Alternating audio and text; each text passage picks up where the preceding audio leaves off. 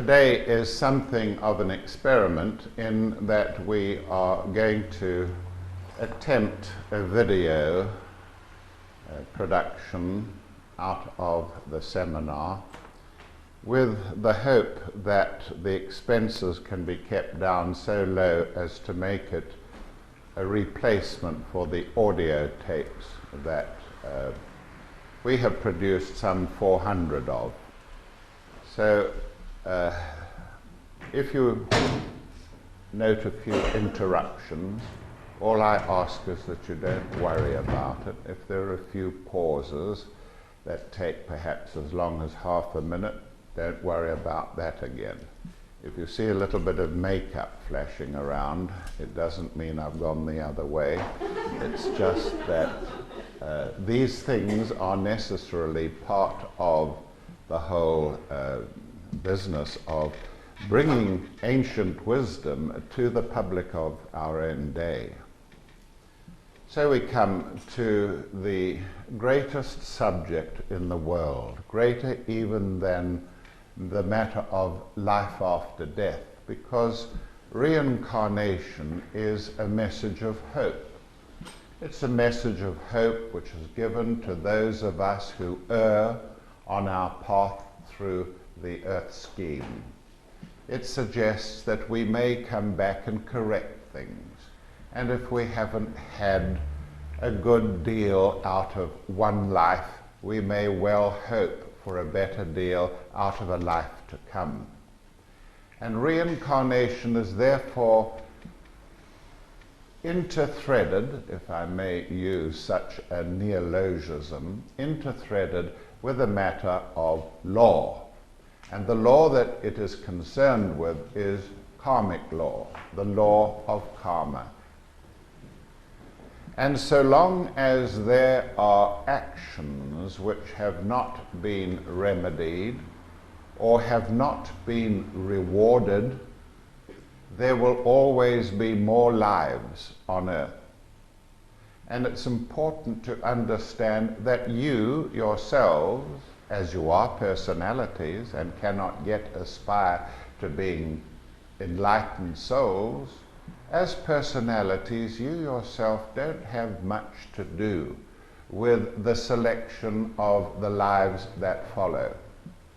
You are, after all, only a fragment of a divine being, a huge, immense being in its own evolution driving towards perfection. And it is quite fallacious for remarks to be made by a personality, saying, for instance, "Oh, I don't want to come back." You damn well will come back until you learn the lessons which this earth scheme provide for you.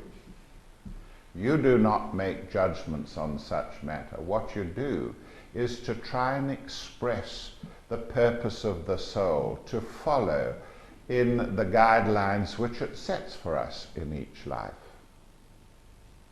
Now I'm going to be reading some material here today in order, because of the special occasion, to get all the information in. During the war years, as young soldiers, so heavy was the stress of living, and I was first an infantryman and then later in tanks, so heavy was the stress and so frequent was the killing around us. We just had to turn our attention to the simple matter of asking, what happens if we're killed? What does happen? Because death was imminent. It was there all around us every day. And what was more likely, we would ask, what would happen if we came out of it maimed?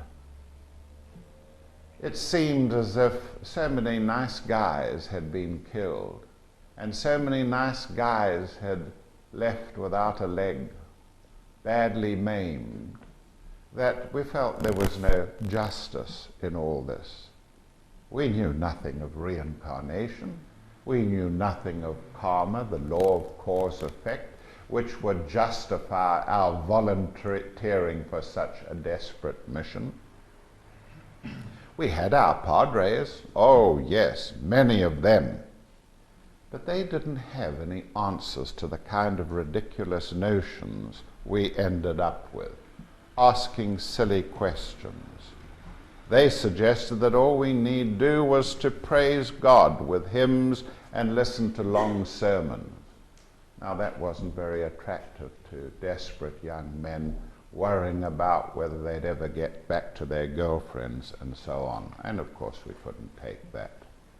The churchmen told us that there was only one life on earth, one life, and the chances were that you would be torn to pieces by bombardment in the next few days. One life, and that was it. And they said to us that we should make the most of that life. You mean that we can go into Cairo and enjoy ourselves? Oh no, that would be wrong for you to do that. It would be much better if you came along to us and sang hymns with us and so on. We thought that was very unfair. More than half my class at school had been killed, and we weren't even halfway through the war. And so slowly, very slowly, without any outside help, we, a group of 8 of us, evolved our own philosophy. It was for us the complete answer to our situation, and we clung on to it for dear life. And it's worthwhile remembering that when you are in a desperate situation, as you will certainly be if you are in any way treading a path towards enlightenment, you will know what desperation is. You find this advice, the reasoning that we finally came out with, as very useful. Now, we weren't esoteric then. I'd never heard of the ancient wisdom, didn't know about teachings that talked about life after death. We even weren't very good Christians. We didn't even consider our group as being good guys. We were rough nuts. We had volunteered to join up, and all we wanted to do was to get the whole mess over with. There were many injustices, naturally, you would expect that. And there weren't many happy endings. We therefore adopted the wisest observation that could possibly emerge from that situation. It was a simple formula. The formula was, everything in life is compensated for. Nobody escapes. Everything is compensated for. If you sit back in base behind the lines and do nothing, you would pay for that. If you had a rough time in the war and suffered, you would get your reward for it. And that evolved very naturally amongst 8 of us who had never heard of the Eastern philosophy. Everything in life is compensated for. Very important point that, worth remembering. Guys killed or deformed would get their reward somewhere, somehow. That we generally agreed. Those who sucked up to the army officers to get preferential treatment, they would lose privilege somehow, somewhere. We didn't yet use the term of in lives to come, but we certainly presupposed that there was some other kind of existence that would adjust these injustices. It is remarkable that this bit of philosophy evolved without any religious interference from Buddhists, Muslims, Christians, or the Jewish religion. Everything, somehow, somewhere, is compensated for. I can think, even after 40 years studying every view on this subject as I have done, I can think of no better explanation of karma, the great law of karma, and of reincarnation than just those words. As an epilogue, let me say that all 8 of us survived the war. All were wounded. Today, half are dead, and the other half and half of the remainder have cancer. None of us ever found a better philosophy than this. Everything is compensated for. If anyone else had joined our group, a Zen Buddhist, a Rastafarian, a Zoroastrian, a Mormon, no matter, all would have come up with this same shared formula, a formula for living in desperate situations. Now, I always say, those who are not reincarnationists, and more than half the world accepts reincarnation, those who are not have not been tried and tested by life as yet. For if you are tried and tested and you survive, you will be a reincarnationist. There is no other possible doctrine that can explain the misery and the rewards of life as we know it. It is the sheer universality of the appeal of reincarnation that makes the eschatology, the study of conditions around the time of death, the study of eschatology and of rebirth and karma, so appealing. It was the Buddha who said, "He who toiled as a slave may come anew a prince. He will come anew a prince for gentle worthiness and merit won. Who once ruled as a king may wander earth in rags for things done and undone." All the great religions, not just Buddhism, knew of reincarnation. From the Old Testament we hear Cain's soul passed into Jethro, Abel's soul passed into Moses. You see, they did know of reincarnation, but it was obliterated from the official Old Testament. You can only find it now in that priceless document called the Kabbalah. The esoteric version of the Old Testament which still exists, hidden away from those who would destroy it and still in existence today. And many rabbis still study the Kabbalah because it contains so much wisdom. Now, the propositions out of which reincarnation emerged are quite clear.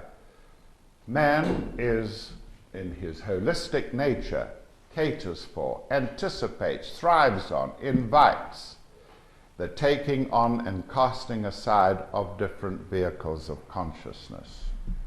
The ancients loved the symbol of the snake. They loved the symbol of the snake. The snake, the Garden of Eden, the serpent fire, the serpent on the headdress of the pharaohs, it was greatly revered. Not perhaps for the reasons you might think. One main reason was that they admired the way in which the snake could change its skin. They would note that quite frequently the snakes in the glorious temples of Egypt would go out and lie in the sun and wriggle out of their skins. You see, a snake skin cannot grow. When the snake grows, he must grow a new skin. And so he sheds his skins from time to time. In the same way, we understand that man is a composite being, as we shall see later. Man is a composite being. I'm not just the physical body that you see here. I am also an etheric body interpenetrating me, absorbing vast energies of prana that stream into our planet from the sun. That prana comes to us in various ways, but it is fed into my etheric body, and my etheric body vitalizes my nervous systems, and yours as well in the same way. And provided that etheric body is in good health, it will pour energy into me so that I can be active throughout my living day. Similarly, I have an emotional body, a very powerful one, which has taken many years to discipline, which can feel very profoundly, which can be adapted towards artistic expression, which can be used as a willing donkey to carry me through difficult situations, and you have one too. The astral body, of course, is something we will be dealing with this afternoon when we learn how to project it away from the physical body. But the normal habitation for the astral body is in alignment with the physical, nicely, snugly there. And this astral body varies from individual to individual. When we are born, it is merely a sheath derived from the mother and, as it were, slowly integrated and put together according to the emotional experiences that we have during that life. We do not come into incarnation with an astral body preformed. We inherit the emotional material for the baby's sheath from the mother, of course. And it depends on the disciplines that the child will have in that life as to what sort of an emotional or astral body it will grow up with. Of course, there are the factors which must be considered about activities in previous lives. But the astral body is something that is indispensable to most of us. We cannot create, we cannot be more than a zombie without a functioning astral body. As we all know, the astral body can be something that fills us with energy. Many people say, I cannot be active, I cannot do this unless I am emotionally involved. When they are emotionally involved, they can work miracles. So the astral form is extremely important. And then finally, we must just remember that we have a mental body, a sheath at first, and then a formed mental body. And with this mental body, we can activate our personalities and direct them into various actions, whether they're creative or not. So remember that our mental bodies are half-formed. They are capable of active intelligence, but they are not capable of some of the divine qualities of mind. The ability to think not only linearly, one thought after another in a line, but to think laterally while you are moving forward as well, along many lines of thinking, which is the capacity of a master who is capable of abstract thinking. And so these various bodies, vehicles, were known to the ancients, and they realized that when you died, you would have to cast off these vehicles before you could come back into incarnation. And of course, that is true. We do cast off our various vehicles. Now let us consider some of the structures which take part in the great cycle of reincarnation. First of all, we accept that the cycle of life is a continuous thing. There is no death. Life continues. We come out of incarnation at death. We move into the subjective worlds. We come back into incarnation. We live out our life, and again into the subjective worlds. At the center of it all, is that great being, that divine part of us, which is the soul, the eternal self, the immortal one. And of course, if we learn to identify ourselves with the personality, with the inner self, we become immortal. We become immortal. Now, according to these same truths, the physical body of man, of course, is made up of solid, liquid, and gas, the various states of his nature, and the ionic as well. And so in this we build a physical body in ways which are generally recognized by modern science, but also we must add to it a more holistic approach, that of ancient wisdom. Then, of course, there is another part to the physical world, the physical plane, called the etheric part of man. And man lives within the etheric body of the earth. He lives within the etheric body of the earth, and there he is nourished by the qualities of the earth. He has, of course, got an astral body, as I described a little earlier, interpenetrating the physical, an astral body that is almost a replica of the physical and constantly expresses itself through the physical. Then finally, as I described to you, there is of course an astral world. Let's put it in. There's the astral plane, and in it there is the immense astral world that we live in move into when we die, and also that we move into when we leave the body in the state of out-of-body conditions, usually during sleep. Then there is the mental plane, and out of the mental plane substance we have a mental body that we think in. This is the composite nature of man. This is the target for spiritual unfoldment, to put these three bodies together into a fourth body, the synthesis of the three, and to submit this to the higher self and say, take me as I am, do with me what you will, not my will be done, but thy will be done, the will of the higher self. And that constitutes a life on earth. When we die, of course, naturally, we leave behind here at death, we leave behind a physical remnant, and with it an etheric body which very quickly dissipates.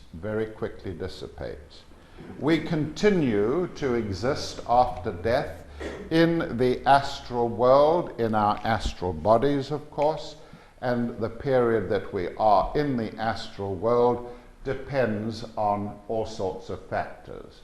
For instance, how many lives we've had on the earth, whether we have completed the soul's purpose on the earth, and so on. Generally speaking, today we could say that the period in the astral world between lives is round about 20 years. If we die young, if we are killed in an accident, then we live in the astral world a short period and come back into incarnation again.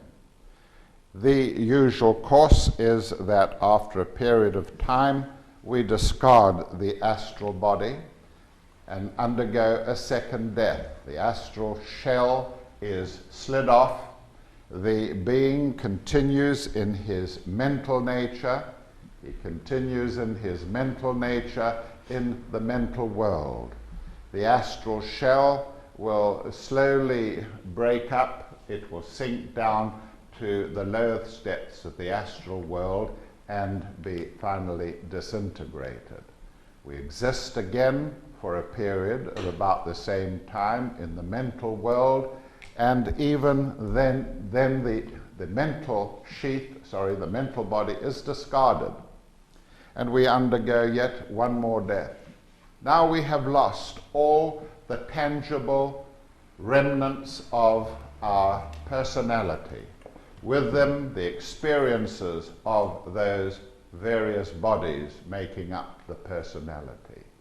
We then enter a state rather than a place. These are planes, they are places.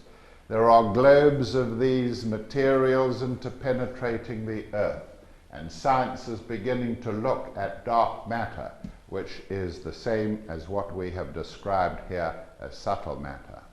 And so, after the vehicles of that life have been discarded, but retaining the spiritual elements of that life,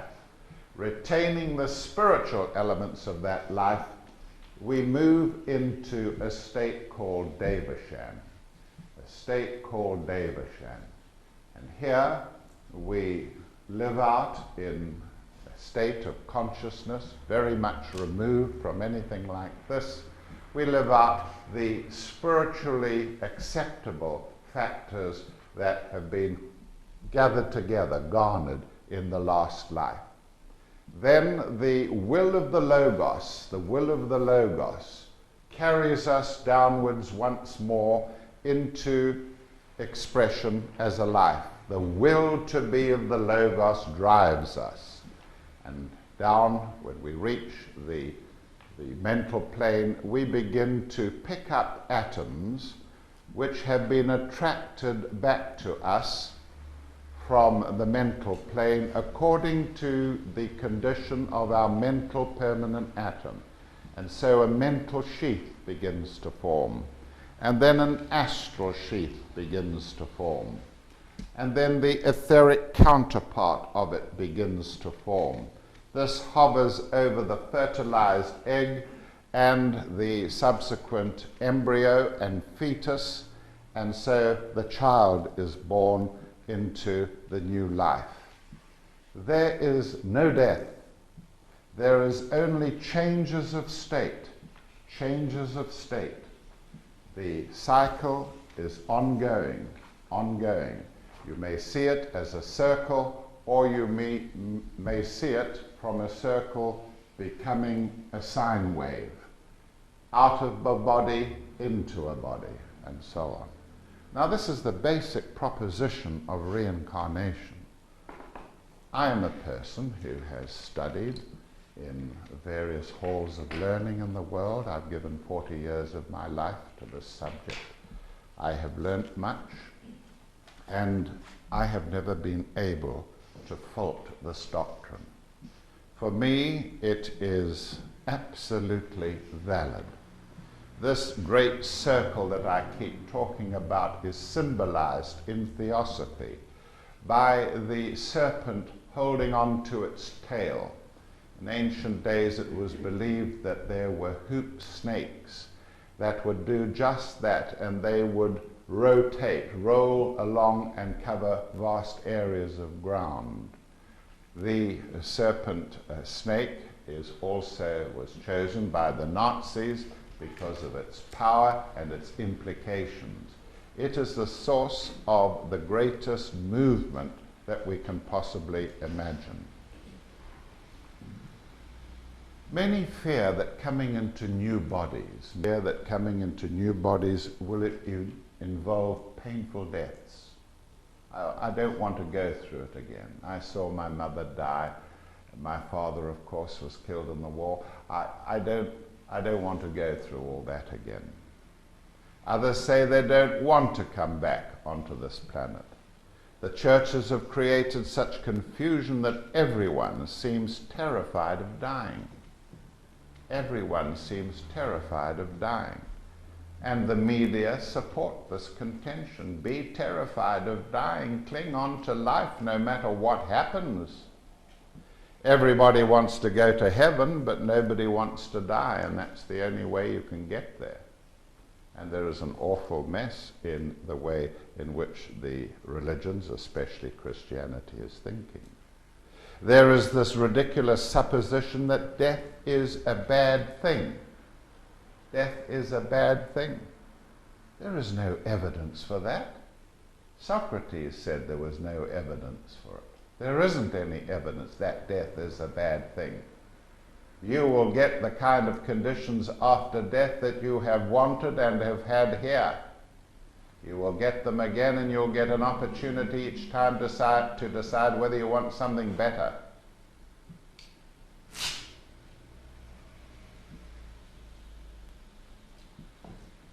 Nothing could be further from the truth.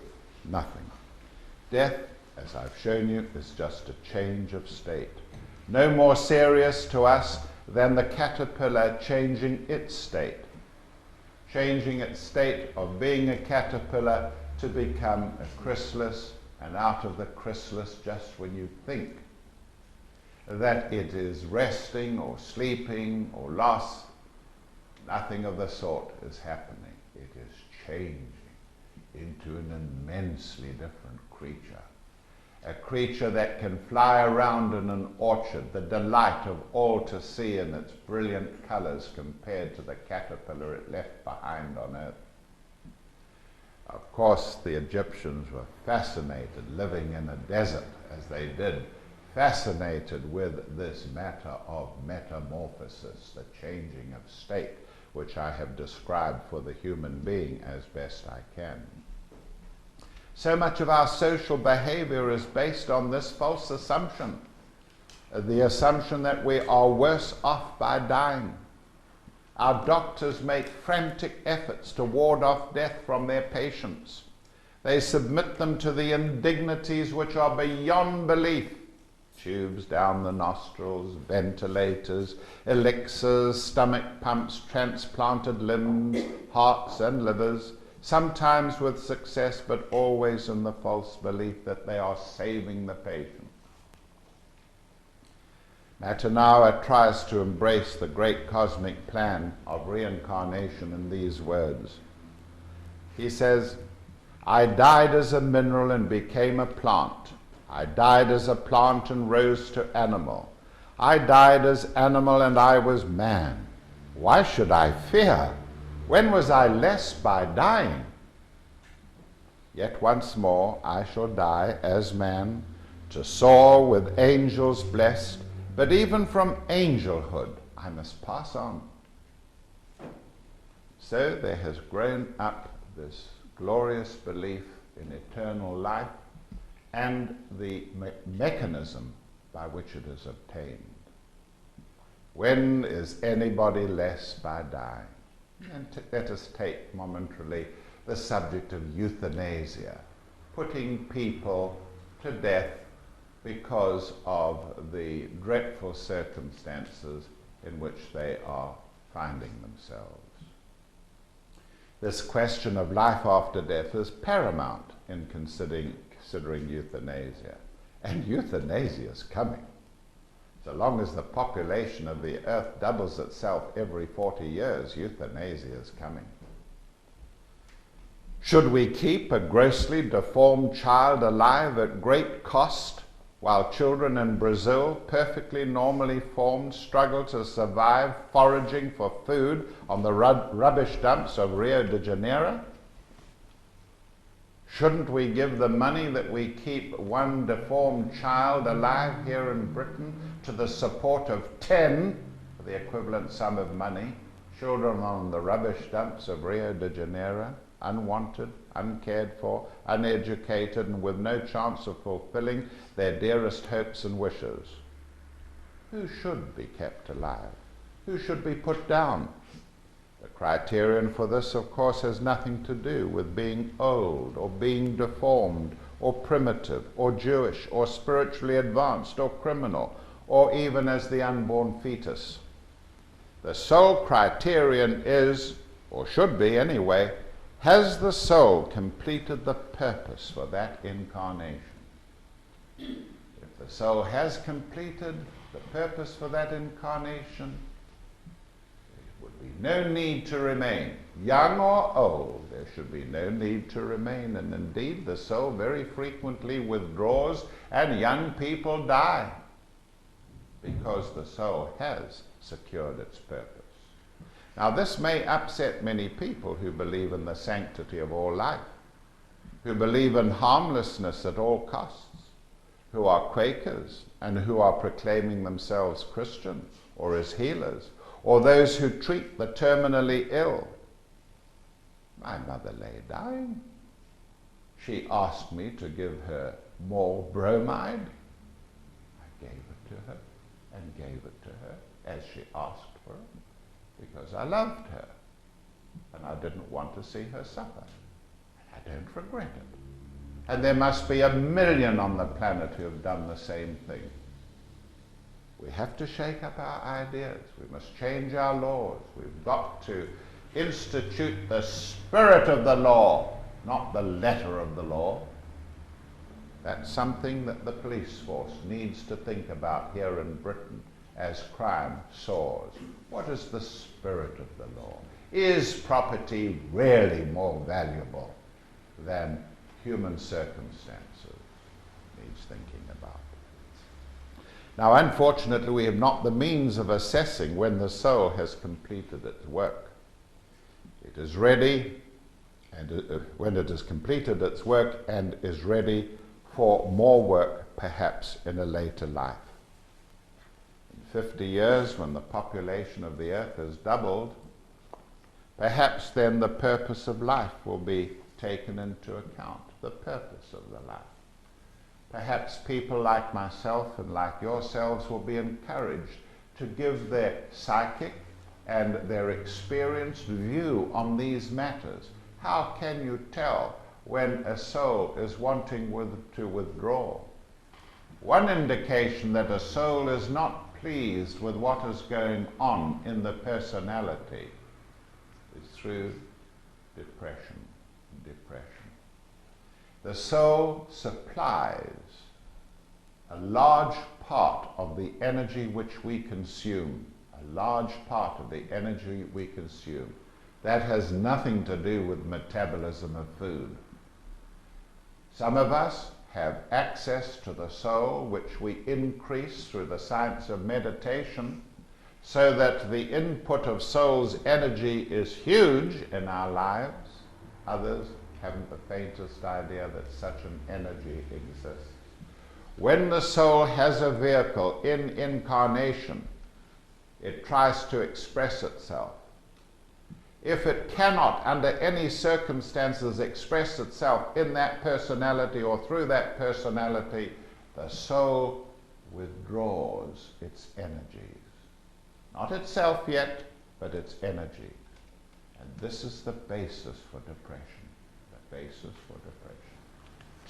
Don't ask science, medical science, what the causes of endogenous depression are. The ordinary depression, reactive depression, we know about. Somebody suffers from a tragedy in the family, and at the same time they lose their income. Naturally they're depressed. Who wouldn't expect that to be so? I'm not talking about mere reactive depression. I'm talking about the depression that is there when you wake up in the morning, and it's there all day, and no one can get at you and relieve you from it. And you have no energy for anything. And you speak with a voice that's tiny. You've got nothing to say.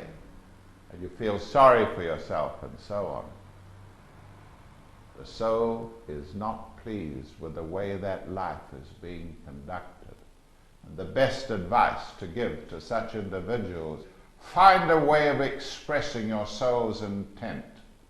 Oh, but I don't know what my soul's intent is. That is part of your life's purpose, to find what your soul's purpose is. Then there's the matter of genius. The matter of genius. Now, the rationale of genius has never been explained by a university. Certainly not those I've attended. Not explained in terms of psychology or philosophy, and not even biologically. Twins are often very different without showing any reason for being so. No reason for being so. So different. Dickens, a genius, wrote tragedy at 7.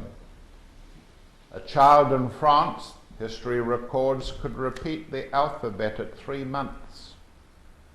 He could read Latin at 3 years. He could translate English into French at 4. How do you explain that?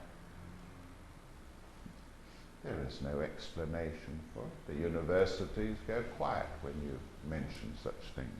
She died at 7, was a she. How do we explain these matters except that the gifts came from a previous life? That this individual somehow had access to knowledge won in a previous life. Mozart provides an outstanding example of the phenomenon of genius. He was born with absolute pitch, infallible rhythm, and natural comprehension of harmony. At the age of 4, he began to learn to play the clavier, a forerunner of the modern piano. And at 5, he picked up a violin and, reading at sight, staggered through 6 trios with his father and a friend. As a child, he read and wrote music before he could do as well with his ABC. At 15, he was the author of 14 symphonies and 6 short operas. You can explain that in terms of the education he had? In terms of genes and chromosomes? No, sir, not possible. Now, there is no explanation for the genius of Mozart, or for that matter of a versatile genius like Winston Churchill. There is, however, a very good explanation for it once the mechanisms of rebirth are understood. And we begin to understand that activities and qualities from previous lives can be flung forward by atavism into lives to come, or through what Rupert Sheldrake is describing as the morphogenic field.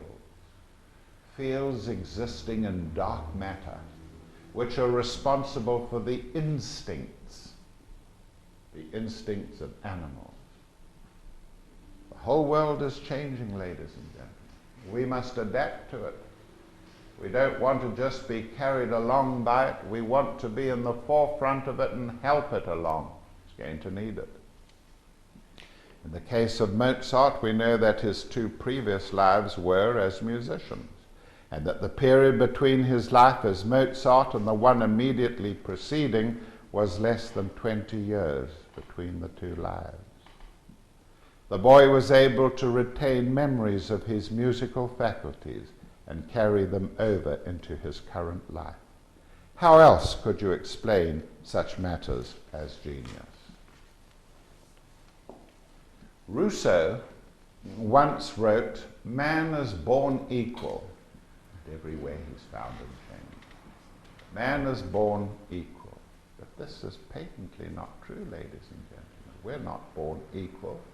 We're not born into equal circumstances. We're not born equal in terms of genetic equipment, and we are certainly not born equal in terms of soul development. There are young souls with few lives on earth. There are mediumly developed spiritual people with an average numbers of lives on earth, and there are highly evolved people with many, many lives on earth.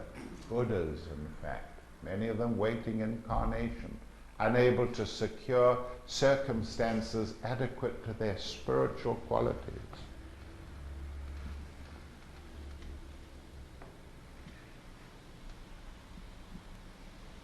Irving Cooper, a wonderful writer on the subject of reincarnation, had this to say: "If all souls are equal at birth, why are human destinies so unequal?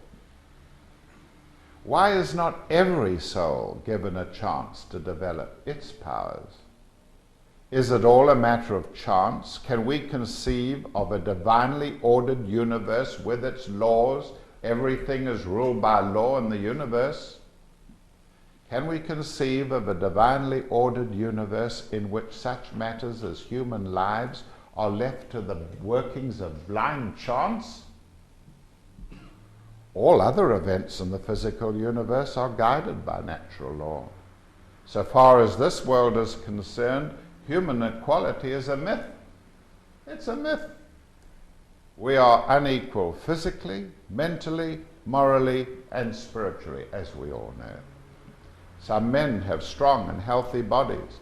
Others are frail and diseased. Some have grace and physical refinement. Others are gross and coarsely grained. Some have quick and capacious brains. Others are dull and limited in thought. Think, too, how completely our standing in the world is affected by what we are physically. Equality? Equality is denied by every fact of nature. Why are there so many terrible inequalities in our environment? One child is born in an Eskimo hut, doomed by its very birth to a life of the utmost narrowness. Another is born in the midst of an advanced civilization with every educational and cultural advantage. One is born in the dark, foul room of a crowded tenement, reared in rags and taught in the gutter. Another is born in a home of refinement, reared in the best of surroundings and taught in an excellent school. One grows up to be a shambling beggar of alms, the other a leader of men and an honor to the state. If there are souls, and they are equal at birth, why should there be this favoritism for some? Why is one wailing infant condemned by the very conditions of its birth to a life of misery and deprivation, and another to good fortune and endless opportunities? Is God's love, mercy, or justice made manifest in this? Is there no law or purpose in the assignment of our respective destinies? Why are there so many inequalities in opportunities?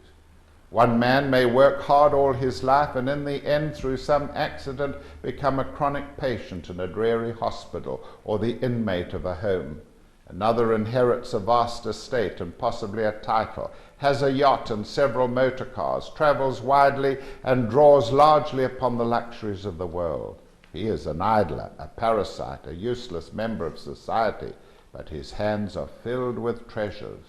Why should this be so?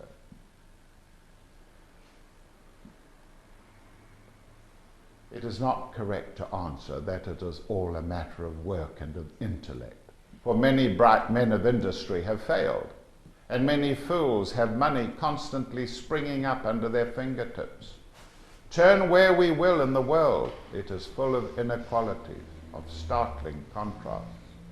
Contrasts which are inexplicable in the light of current religious teachings. We feel instinctively that there must be divine law behind it all and behind all events, but we're unable to prove it by pointing to the conditions of the world. On the contrary, moral chaos seems more in evidence than moral order. We're going to have a break now of 15 minutes so that I can get my voice back, and during that time I'm sure you will have a look not only at the books at the back of the room, but particularly the videotapes and also the audio tapes. There are available more than 300 live lectures, different lectures from my various tours, and I hope you will avail yourself, at least put them on order. We'll have a break. We'll meet in 15 minutes. You have time to go for tea or coffee if you want it.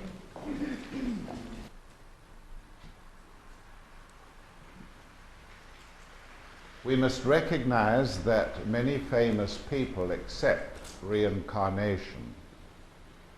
I'm not into name dropping this morning, but certainly very famous individuals like Henry Ford. The Henry Ford, who, as you know, was a very hard worker and a multimillionaire.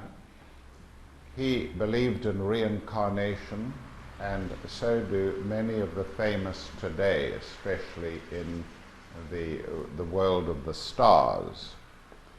The poet laureate of England, John Masefield, believed in reincarnation. He wrote, "I hold that when a person dies, his soul returns again to earth.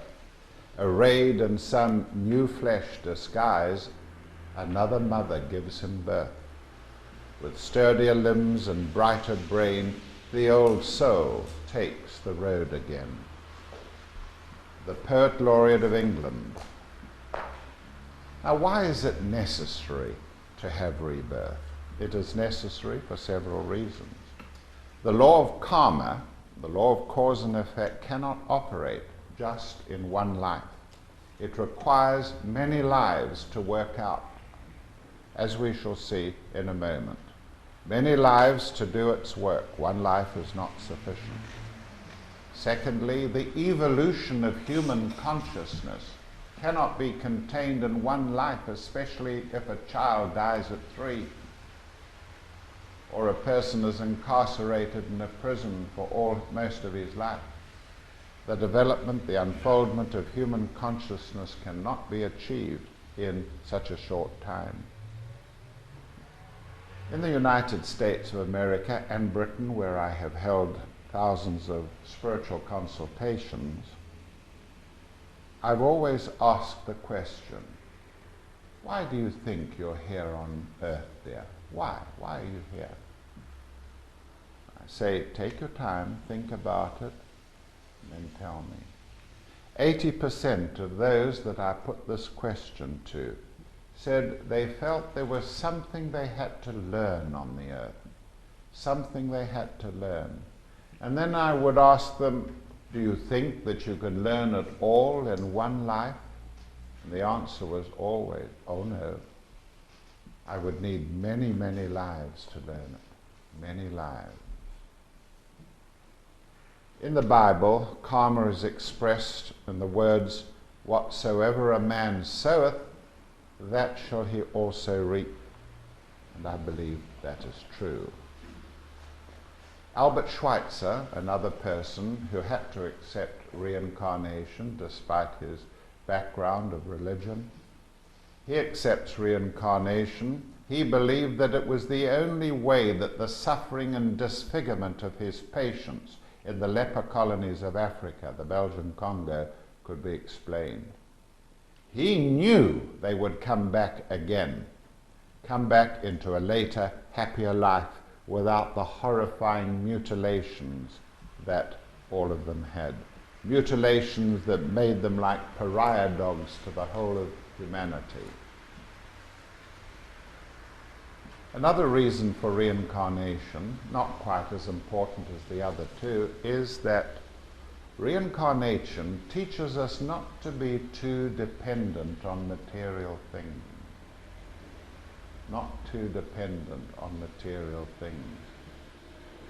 Madame Blavatsky said that materialists who depend on material things are the spiritually sick. They are spiritually sick. And if you had attended my own seminars in London in the last year, you would have heard me hammer this matter home again and again. Why should people have such faith in the apparent solid material things of this world? I can prove it to you easily as a scientist that the solid material world that people value so much has not one element of any substance in it at all. There are no particles in matter. That's long since gone.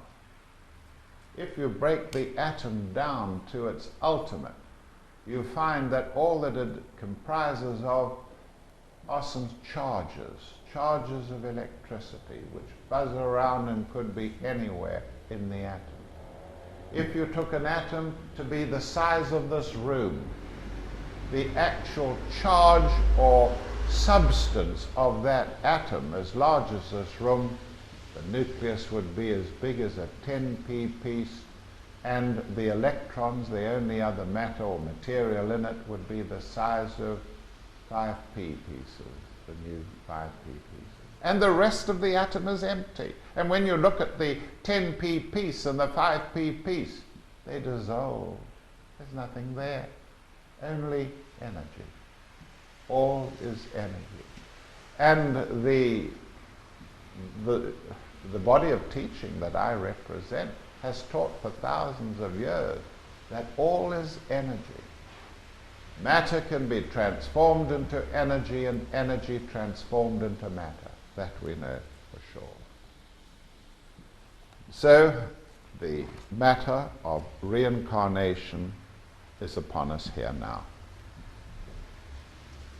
The great law of karma backs reincarnation. It is best seen as the swinging of a pendulum. Imagine a pendulum attached to the ceiling here with a weight about this height from the ground, and if I took that and sent it forth, that object would go out on the end of the pendulum string, and it would continue until the movement was ended by being pulled back towards me. It would come back towards me, according to the force put in it, the distance it would travel. And so we say that effect must follow cause. And so the law of karma can be termed the law of cause and effect. Karma puts right what appears to be the result of good action and bad action, justice and injustice. I don't have to worry that I have suffered injustice or am still suffering it. I don't have to correct it. You can leave the person or whatever the condition is to the law of karma. The law of karma will settle it sooner or later. You have nothing to do with that. Those who intervene and abjure, take unto themselves the right of the divine to correct karma, they surely will suffer karma themselves. A nation who practices an eye for an eye and a tooth for a tooth and sees that it's put into operation by themselves, that is a nation that's going to continually be beset with trouble. Israel and Egypt are old enemies. They have been at each other's throats in previous incarnations of those races, those nations. You cannot assume yourself the role of being a lord of karma. Now let me put it in other ways. The law of karma is like the law that I described in terms of cycles. But when you take the cycle and spread it out linearly, then you get this effect. You get a sine wave produced. And this sine wave here represents a series of cycles.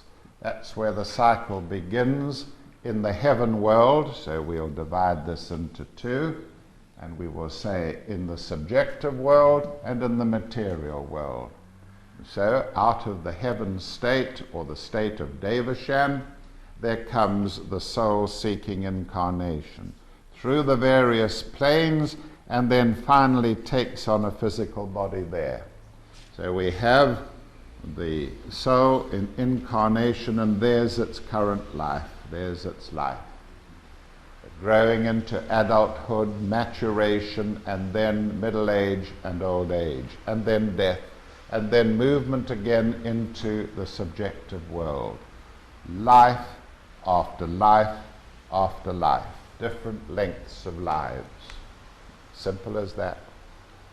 And so the proposition of karma is this, that if some action occurs here, there is going to be a resolution of that cause by an effect somewhere in lives ahead.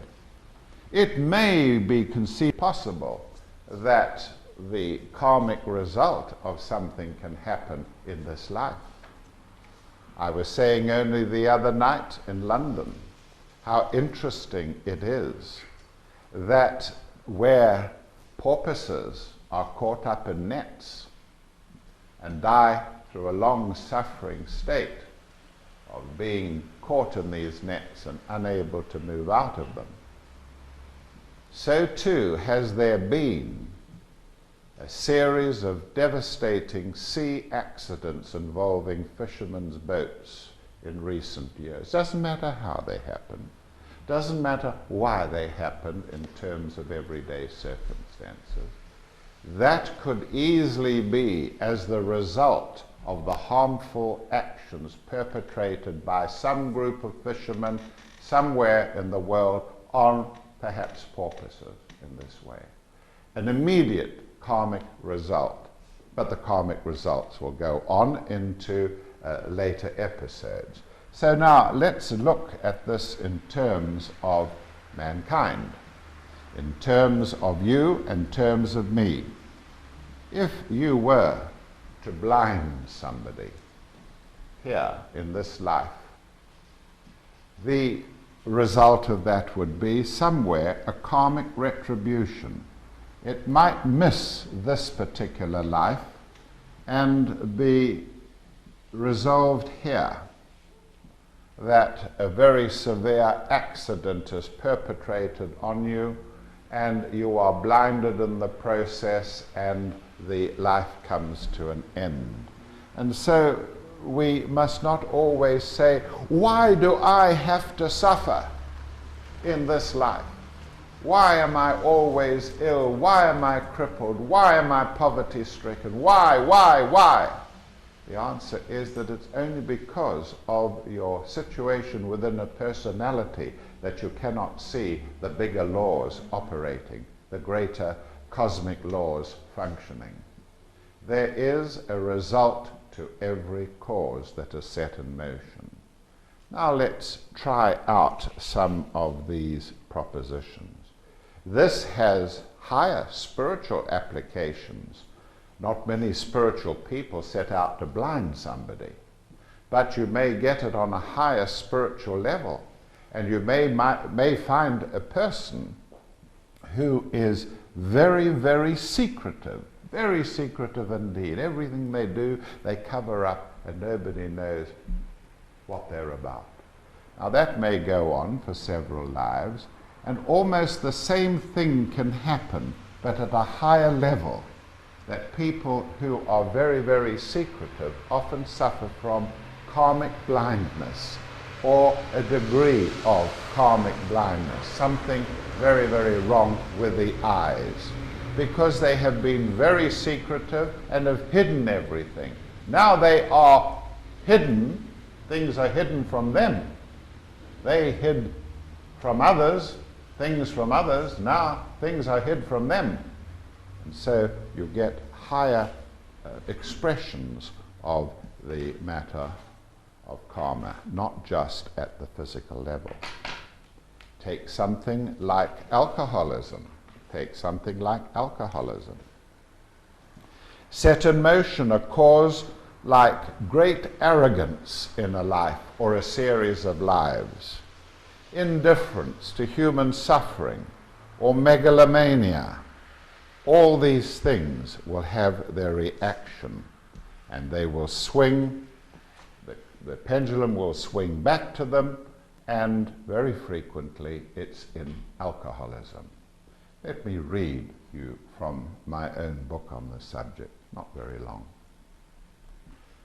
Taking the alcoholic. In previous lives, the alcoholic has held high-ranking positions in society. There he has been the cynosure of all eyes, praised, adored, even hero worshipped. But he abused his position. Instead of providing an example to the populace, a leader to his people, he became englamoured. He was too distracted by his own station, its dramatic appeal, by the sensory thrills it provided him, the security and the elevation of his stature. He failed to put his rank and position in life to good effect. He ignored the sufferings of the masses, the appeals of the weak and the voiceless. Instead, there developed a thirst for power, almost megalomania. It has been said there is one law for man and another law for the very beautiful. Like many beautiful people, these englamoured leaders abuse the laws, and later they are faced with the karma of their actions. Many beautiful people use the law unjustly. Many beautiful people use the law justly and wisely. Others abuse it. It is so very true of this karmic group of alcoholics, powerful people who abuse their high stations and have to pay for that corruption in later lives as alcoholics. But why as alcoholics? In this life, the alcoholic becomes again the focus of attention. But now it is for a different reason. Now he is the cynosure of all eyes because of his debasement of himself, perhaps lying in the gutter, drunk, disorderly. He becomes a mark for ridicule, for disgust and scorn. In his intoxicated state, he often acts out his elevated, pretentious opinions of himself, his megalomania, his grandiose schemes and attitudes. But now no one is fooled by such charades. The pendulum has swung to its opposite. Vengeance is mine, I will repay, saith the Lord. The karma of alcoholism. Let me look for a moment at the karma of the Mongol child. The karma of the Mongol child. In previous lives, the individual has had tremendous mental strain. The mental strain of running some organization, even the stores of ancient Egypt, perhaps. Mental strain. And another life of mental strain, and another, and another. How will this matter be resolved karmically so that the soul can get on with its task of perfecting itself? How will the soul deal with this? The soul chooses a life in a Mongol child's body. In this Mongol child's body, the soul now can rest the mental body, which is broken down under severe mental stress in previous lives. The child is physically reasonably adequate, the child is emotionally loving, adequate, but mentally that is shut down. And so the physical and the emotional nature continues for several lives to be developed, but in a Mongol body, as it is, the mental nature is rested. And so when we talk about euthanasia, we should remember such matters, and remember that some of the vehicles that are provided in our planet, on our planet, are very, very helpful to those who are in difficult situations. There is, of course, the karma of schizophrenia. 7% of the population have the schizophrenic gene within their nature, within their genetic equipment. And this is a condition that frequently comes up for consideration by esoteric healers. The doctors don't want them. The social workers don't want them. They're very expensive if you're going to provide for them, and so on. And therefore it is very good to know what the karmic factors are behind schizophrenia. These people, as you know, lose contact with their environment. That is one of their problems. They begin to phase out from the material world. And when they do, their personalities tend to fragment. They lose ambition. And what I'm saying now is what the disciple undertakes deliberately. The schizophrenic has to endure or go through as part of his genetic difficulty. The disciple undertakes willfully to turn his back on the material world. He does, as Madame Blavatsky says in The Voice of the Silence, he kills out ambition, but lives like one ambitious. And the schizophrenic is ambitious for things in the inner world that he can control, because he can't control the outer world. He can't control his environment. And so we go through all these psychotic, apparently psychotic conditions of the schizophrenic. So what is the karma of the condition? The karma of the condition is that for many lives the schizophrenic would not look inwardly, would not look into the subjective world, but constantly directed his attention out into the material world, into things which were materially ambitious. And the soul could not attract the attention because the attention was there. More cars, bigger homes, you know what I mean. Now the soul decides that the only remedy for this condition is to take on a genetic schizophrenic condition, so that the moment that there's stress, the gene shows itself in schizophrenia. So the person concerned is now forced to look inwards, to value his subjective life more than his material life. The matter of karma. Matter of karma.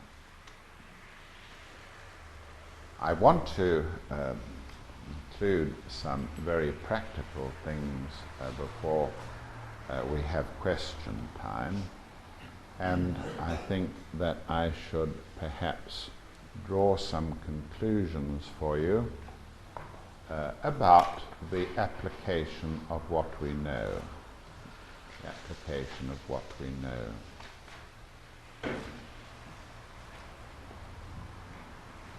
Who can judge what life you were? Who can do that? Would you go to a geologist? No, obviously not. Would you go to a bookmaker? No. Would you go to the Prime Minister of England, who could decree what you were in a previous life? Would he have any knowledge of it? No. You would go to those who have spent many, many years looking into this subject. And I have looked into it. Oscar Wilde lives on. He is an incarnation in Texas. He is struggling with a set of circumstances which have been provided by his previous lives and which he is now trying to correct. He is not famous this time. He won't be famous this time, does not want to be famous this time. At the same time, he wants to correct various matters. He looks like Oscar Wilde. He has vague recollections of the Oscar Wilde period, and that is a fact, as I know it to be true. There are others. In 1978, I discovered that Mrs. Thatcher was previously, in a previous life, she was Edward Woodstock, the Black Prince, the famous hero, the nephew, I think, or was it the son of the John of Gaunt that we all so historically love. What basis for that? Only that I have access to he who was Plato, and also have given my life in studying this subject, and know, as those around me will tell you, that it is possible. Not always, far too frequently it is not possible, but occasionally to discover certain things. The Theosophists here would be pleased to hear that Colonel Olcott was Geoffrey Howe in this life, or is Geoffrey Howe in this life. When you compare the two characters, it is astounding how like they are. Mrs. Thatcher, I said that Mrs. Thatcher in 1978 would be a historic figure, that because of her life as the Black Prince, she would certainly be a sturdy supporter of England's role, that she would fall out with Europe on this matter of the security of Britain, because she was its defender during the life as the Black Prince. I also said that the likeness to the Black Prince could be carried into other spheres of activity. Well, you all know that Mrs. Thatcher was brought down really basically by the poll tax. And do you know what brought down the Black Prince? Poll tax. Now, that interpretation was given 12 years ago, 13 years ago. Both were brought down through the inadvisable use of poll tax. So the subject of previous lives is something that is worth looking into. I have friends whom I have had the opportunity to help by giving them a previous life. And the previous life can help. It can help you to decide whether you're going to go on making the same mistakes as the life that you have once led. Sometimes they're not famous lives and you can't trace them very easily. But where they are well known and are historically documented, you can examine them. When I heard of 2 or 3 previous lives when I was very young, through the good offices of the English master, I studied those lives very carefully.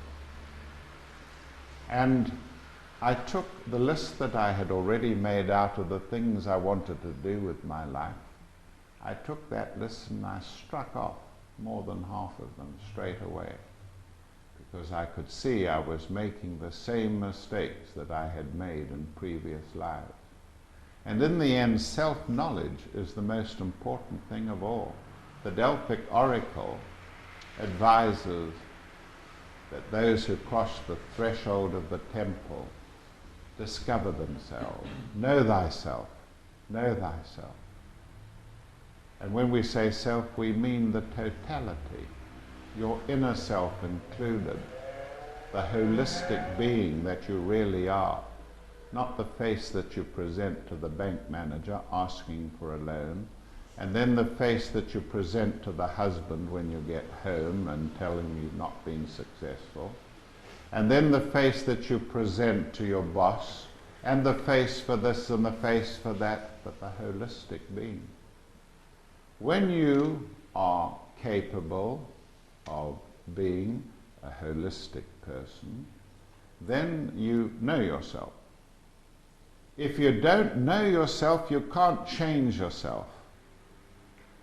It is only when you know yourself and what you are that you can know how to change yourself and from what into what. And that process is called psychosynthesis. It's one of the best remedies, methods for getting yourself out of the rut of your present personality and reshaping it, reforming it, reintegrating it at a higher level. So reincarnation can play its part in many ways. It can give you self-confidence. It can make you realize that because you were famous for something in a previous life, it does not mean that you should be famous for that same thing again in this life. Why repeat the lessons that have already been learned? What you need always is to round out the nature. The problem with most people is that they are not rounded out. The personality has defects, What is required is a rounded out personality that the higher self can use, And we call this integration of personality. And when the personality is integrated, you offer it to the higher self. And then the self will use it as it wishes. During a visit to California, some years ago, I think it was about 1971, I had settled down for the night in a hotel there, and during the night I had an experience which told me to look at a picture which I had used in the book I was writing on the true authorship of the Shakespeare material. And in this book I talked about the friendship of John Richardson, who was the true author of Shakespeare's material, with the poet Chapman. And this was something that I had been brooding on because I was writing about it. And during the night, relaxing, I had this tremendous burst of energy go through me, telling me to look at the book and look at the drawing of a medallion. And in the book, where I had been accumulating material, there was a medallion of Chapman, the poet. And then during that day or 2 days later, the image of Chapman walked into my apartment in San Diego, and he made himself known as my next appointment. And out of that there arose the fact that this guy looked very like Chapman, and in fact was Chapman the author, the poet. Now, if you are a person that can't see meaning into images or into symbols or into faces, you'll never be any good at the matter of dealing with reincarnation. But if you have that sort of spiritual capacity to see into things, you will appreciate the likeness of Chapman's image to my friend here today, Joseph Hayes, and we will later on endeavor to set up a short episode with regard to that identification for Marcus to camera. The idol of the white lotus says this: "Hear me, my brother. There are three truths which are absolute and which cannot be lost, but yet may remain silent for lack of speech. The soul of man is immortal, and its future is the future of a thing whose growth and splendor has no limit. The principle which gives life dwells in us and without us. It is undying and it is eternally beneficent. It is not heard, nor is it seen, nor smelt, but is perceived by the man who desires perception. Each man is his own absolute lawgiver. He is the dispenser of glory or gloom to himself. He is the decreer of his life, his reward, and his punishment. These truths, which are as great as life itself, are as simple as the simplest mind of man. Go feed the hungry with them." Thank you.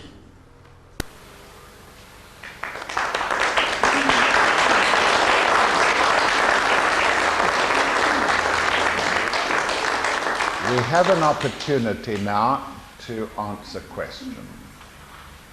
And in answering questions, I would be very grateful if you would do me one favor, and that is put a question to me. Much as I would like to hear about your dreams and your previous lives and many other things, we haven't the time today, and therefore I must ask you to put a question.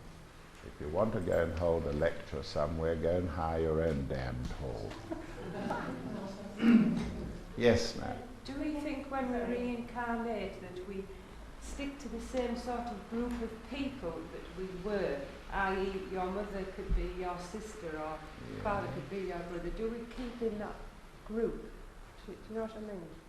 Well, we have to be very careful about how we see those around us. It is true that sometimes somebody who was your son in a previous life will incarnate as a father who will help to protect you, knowing and remembering how kind you were to him and so on. And it's very nice to think these things, and very often it is true. But you must be very careful about it. In America, there is a special love which esoteric teachers have, talking about their soulmates and how they have a soulmate who is standing next to them on the lecture platform, and they are very deeply in love and are soulmates.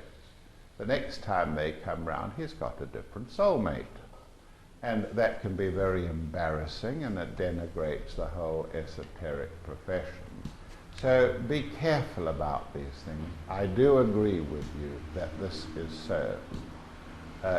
The matter is going to become much more so in that direction as the population of the earth increases. You must understand that when I began to look at these subjects 40 years ago, the population of the earth was 3 billion.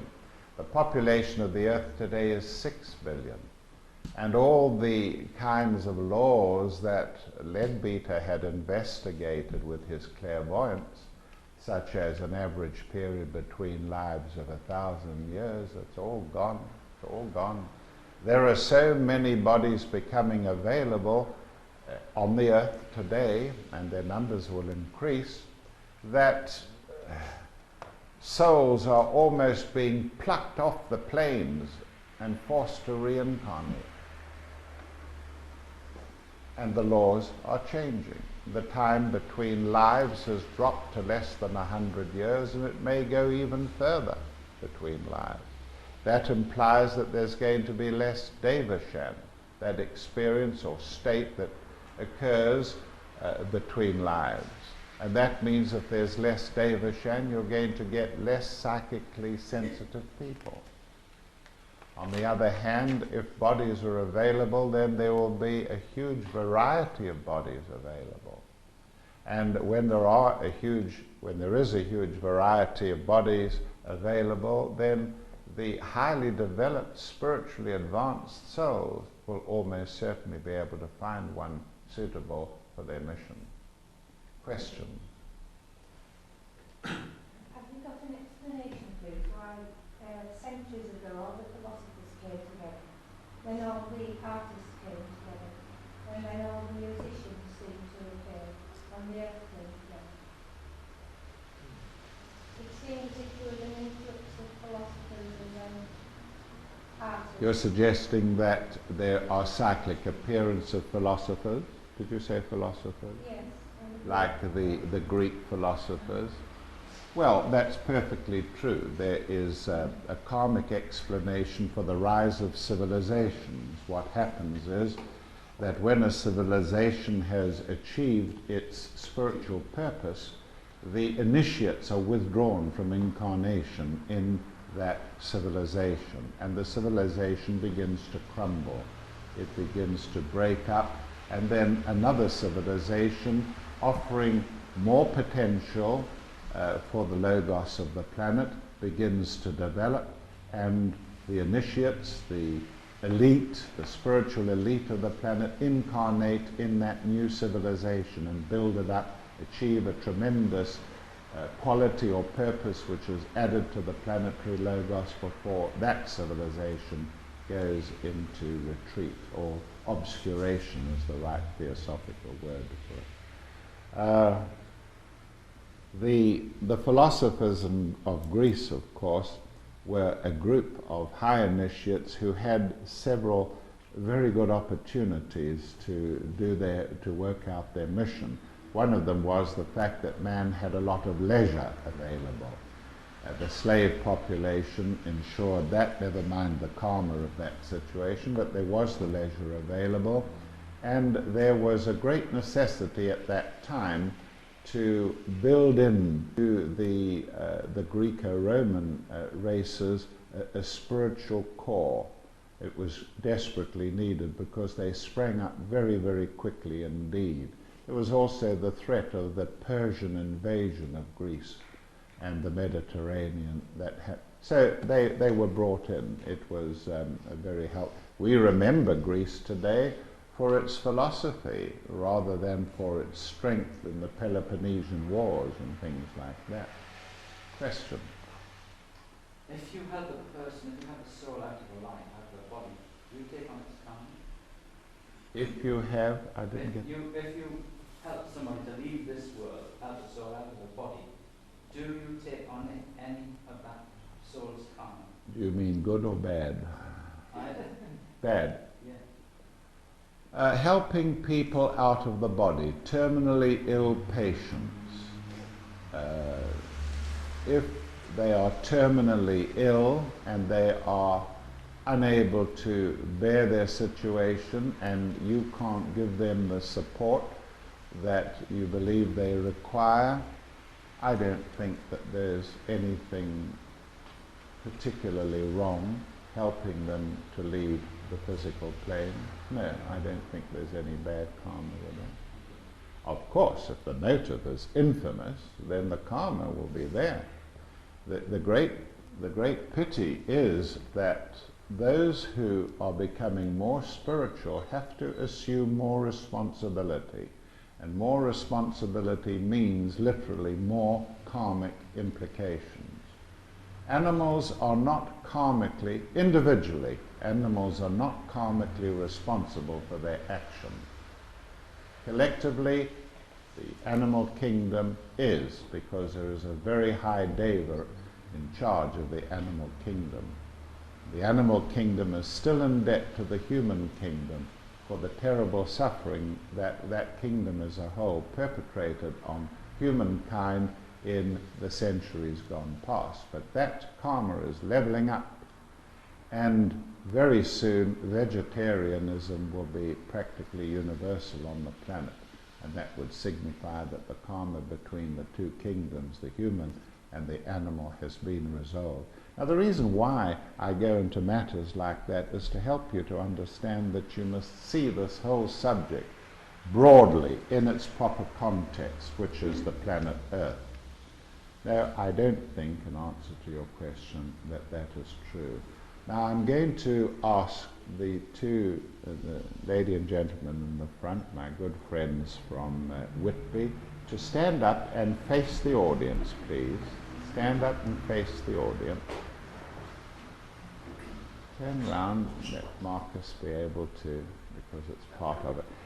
This lovely couple has adopted 9 children. Adopted 9 children.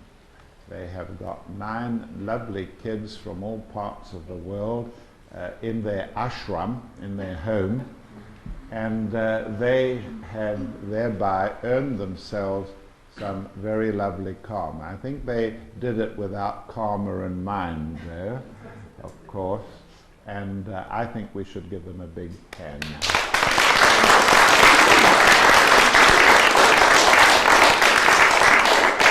They are looking for another child to adopt. Thank you very much. Questions? Yes, ma'am. When you were talking before and you drew this circle, yes, the cycle. Does that extend, how far do we go? Does that just extend round the Earth, or does that go right in outer space? You know what I mean? You have a fifth-ray mind. You mustn't do that. You mustn't try and see things always in terms of length, breadth, and height, because length, breadth, and height are going out of fashion. What is coming in instead is length times breadth times height times time. Let me give you, shall I have time for an example, Marcus? Yes, all right. Let us take, for instance, this example. Here is a plane taking off. There it is, an old biplane. There's a plane taking off. And when it takes off, it spirals around like that, and then goes off. And so the plane occupies different places. Now, we look at that plane in terms of length times breadth times height. It's got its length, it's got its height, it's got its breadth, and so on. That's fine. We can deal with that. But what if we were to look at that whole procedure there, if we were to look at that whole procedure in terms of an extra dimension, which is time? In other words, instead of looking at it just for a second and seeing the plane in one position, we could look at it and see the period of 5 minutes in which that plane was moving off. And you would then have a picture of a plane. Now, what if long after the plane has been dismantled, this airport had many planes taking off, many planes taking off. According to the latest discoveries, dimensional discoveries, using Einstein and others, and using morphologic fields, we would say that that region would be greatly helpful to any pilot taking off, because these pathways have been established in length times breadth times height times time, and that would be a morphogenic field which would assist planes taking off. Now let's take it a little stage further. Roger Bannister, watched by the whole world, makes his attempt on the mile race, and he runs the mile in 4 minutes, and everyone marvels at it. 4 minutes. The moment that he runs the mile in 4 minutes and everyone marvels, dozens of people begin to run the mile in 4 minutes. And if this happens, as it does, we say, why is that possible? Why are records being broken and broken and broken and broken? And not only amongst humanity, human beings, but racehorses. And then you say, well, it's something to do with the feeding. and something to do with the medical and so on and so on. But we don't go for that. According to Sheldrake, this fact that the mile is run in 4 minutes creates, with other mile runners, a morphogenic field in dark matter, which takes into account time as well. And whenever anybody tries to run the mile, he is assisted by the forces that exist in this morphogenic field laid down by other mile runners for years and years and years past. That's what they're finding out today. That when a creature does something, it's registered in dark matter, in subtle matter, if you like. And if it's registered again and again and again, there will be a force tending to push that kind of creative act or activity into effect. And so when the little birds, the tits, began to peck at the silver tops of milk bottles here in England or in Spain or wherever, strangely enough, they did the same thing all over Europe.